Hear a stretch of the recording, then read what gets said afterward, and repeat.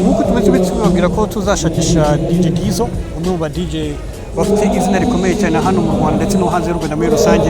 Dizzo tubaye ikaze mu kiganiro. Mwakoze cyane. Amakuru Dizzo. Amakuru ni meza yangize. Natwe tumeze bon sana. Twishimiye kubabona. Yewe asante sana. Nyuma y'igihe kinini utari mu Rwanda waje kongera kugaruka mu rw'imisozi igihumbi public abantu donc bakwakira gute? Bo banyakiriye neza. Bananyakiriye nabi 50-50 hariho byageze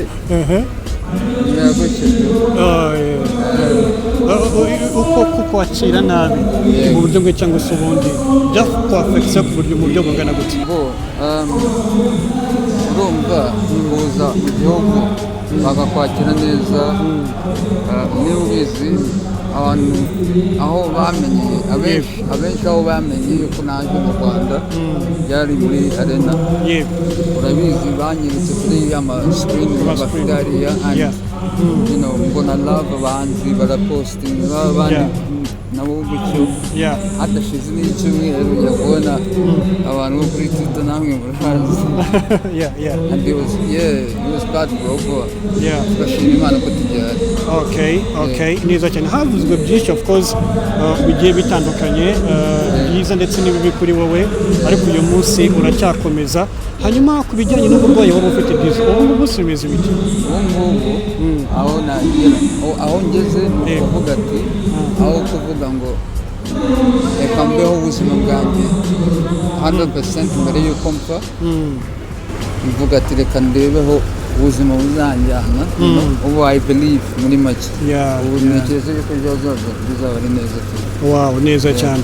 Duhuriye mu gikorwa cya basketball cyateguwe na MECHAK cyahuzaga abafite ubumuga ndetse n'abadafite ubumuga muri rusange. Iki gikorwa niki cyatumye wumva ko waza gushyigikira MECHAK mu cyo gikorwa cyateguwe cya basket? Icyambere twabanje guhurira muri arena nabwo habaye basket final yindi yahujwe na Patrons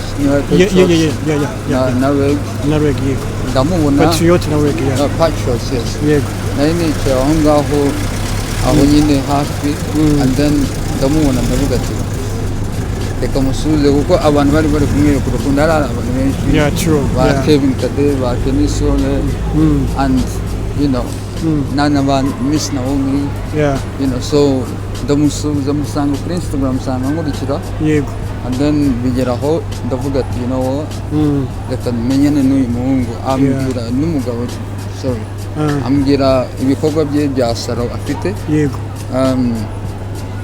ambwira noneho ibi ngibi nabibonye kuri Instagram ye ndabipostinga n'ubu nabipostinze baracyariho and namubwira ati hari umuntu ufite guherekeza uyu munsi ku kibuga ariko if I can make it nzagerageza kose nze and Imana ishimwe ko naje banatsinze ikipe bari gukiniraho ariko n'abandi bose bari hano n'abafana wabonye yuko yari hype yari byiza cyane neza cyane kabisa neza cyane. Uri kubona biri gutanga yishusho none ubumuga muri rusange yuko sport apana just basket sport muri rusange y'abantu barwaye ubumuga abafite ubumuga bwo gukina basketball kuri wheelchairs n'indi hari na football bakina kuri wheelchairs ari naho nabonye aho navuye nyine wavuze mu Bwongereza ari naho nabonye bakoresha crutches y'abandi bagenderaho amakani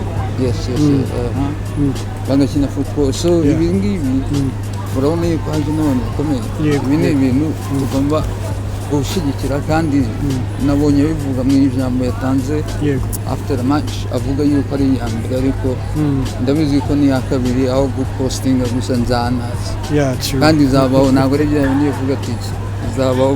Wow asante sana reka tugushimire cyane kuri time yawe. Urakoze nawe kandi Imana iguhe umugisha na radio yanyu. Merci beaucoup. Sagutumye uzadusura. Nzaza kabisa. Asante sana.